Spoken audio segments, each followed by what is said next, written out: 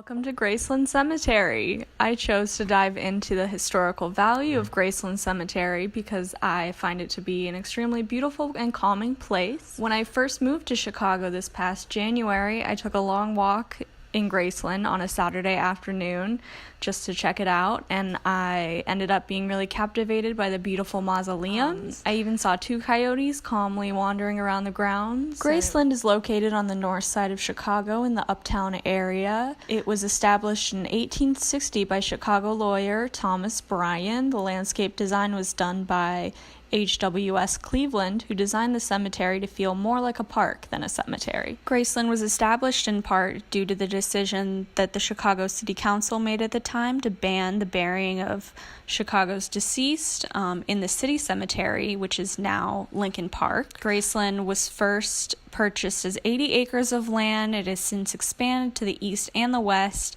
to cover about 120 acres today. It is the final resting place for many notable Chicagoans.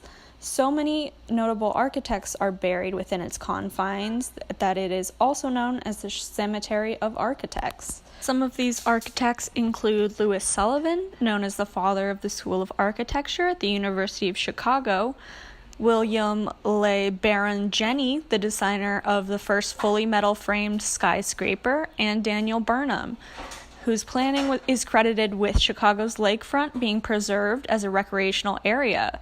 This is fitting because his grave is located in Graceland with his family on the small island in the lake that can be accessed by a bridge, as you can see in the video. Others buried here are titans of industry and big names in Chicago politics. This includes Charles Wacker, the former chairman of the Chicago Plan of Commission, John Peter Altgeld, the governor of Illinois from 1893 to 1897, who's most famous for pushing for prison reform, Allan Pinkerton, the Cook County Sheriff, and Chicago's first ever detective. As a private detective, he pushed very hard for abolition of slavery and was part of the Underground Railroad. Carter Harrison Jr. and Sr. are buried here. Harrison Sr. was the first ever mayor of Chicago, and his son, Carter Harrison Jr., was the 30th, and they both served 5 different terms. Dr. Daniel Hale Williams, an African-American surgeon who performed one of the first open-heart surgeries and then went on to open the country's first integrated hospital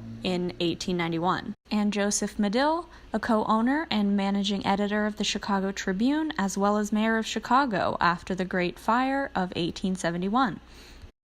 George Pullman rests under a single large Corinthian column. He was the inventor of the sleeping car on passenger trains. A sculpture of a crusader stands over Victor Lawson's grave. This symbolizes protection for his final resting place and the quest for truth. Lawson was a publisher of the Chicago Daily News and was a pioneer in sending out his reporters to report on international news. He was also a philanthropist. The founder of the National League of Professional Baseball Clubs, William Hulbert, has a memorial on top of his grave in the shape of a baseball. Hall of Fame baseball player Ernie Banks is also buried in Graceland. He played for the Chicago Cubs from 1953 to 1971 and was the Cubs' first African-American player. Jack Johnson was the first black boxer to ever win a world heavyweight championship. Robert Fitzsimmons, a boxer from New Zealand, was the first ever 3-division world champion, gaining championships in middleweight, heavyweight, and light heavyweight categories. Graceland is filled with many notable names, but it is really more than a cemetery. It is a park, it is filled with art, it is an arboretum, and it is a great place for Chicagoans and tourists alike to come and celebrate the beauty of Graceland Cemetery and get away from the hustle and bustle of city life. It's a great place to relax, but it is just a block from the CTA Red Line that you can see from the far end. William Kimball's grave is very ornate, with his last name perched on a pedestal of 6 different pillars and an angel sculpture. Kimball made his fortune wholesaling pianos and organs, and even though he was from Maine, he made a name for himself in Chicago.